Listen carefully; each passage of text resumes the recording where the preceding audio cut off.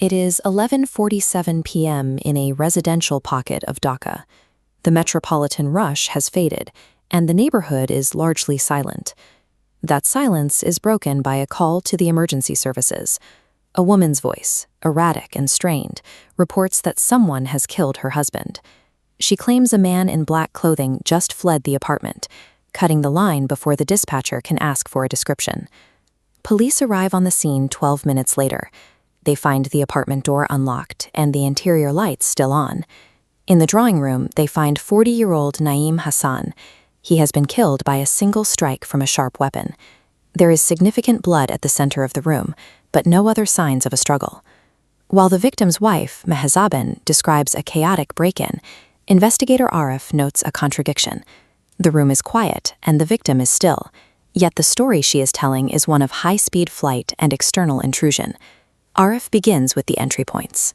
There are no tool marks on the doorframe and no broken glass at the windows.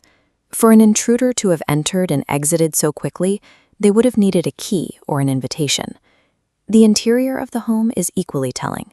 Almirahs are closed, drawers are flush, and the tabletops are undisturbed. Valuables that typically attract a thief, cash and jewelry, remain in plain sight. Most notably, Naeem's smartphone is sitting on the table, an expensive and portable item that a fleeing robber would be unlikely to overlook. In forensic investigation, this layout suggests a staged crime scene. When a perpetrator tries to shift suspicion toward an unknown third party, they often leave the valuables untouched, inadvertently showing that the primary motive of the event was the assault itself, rather than theft. The physical state of the room is too orderly for a random burglary. The evidence suggests the person responsible never actually left the house. With no physical evidence of an outsider, the investigation shifts to the only potential witness left on the table, Naeem's phone. Call logs show a final incoming call at 11:39 p.m. It lasted exactly 18 seconds. For investigators, this brief window of communication suggests a specific coordination or a trigger for the events that followed. Tracing the number leads to a dead end. The phone used for that call had been reported stolen 3 days earlier, a detail that indicates a deliberate attempt to create a false digital trail leading away from the apartment. Mezzabine provides an alibi, claiming she was out at a pharmacy during the attack. She describes walking through this residential alleyway just before midnight. Investigators cross-reference her story with local CCTV feeds. The cameras covering her alleged route show a completely deserted street.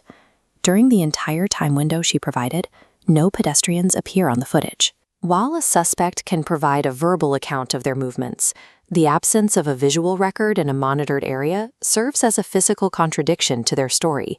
The breakthrough comes from a deeper forensic dive into the phone software. They find a voice recording application that was active in the background during the night of the murder.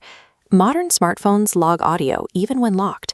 This hidden background file captured an argument over an affair, silence, a scream, and a heavy thud. The 11:41 p.m. timestamp proves a 6-minute gap, confirming the killer never left the house.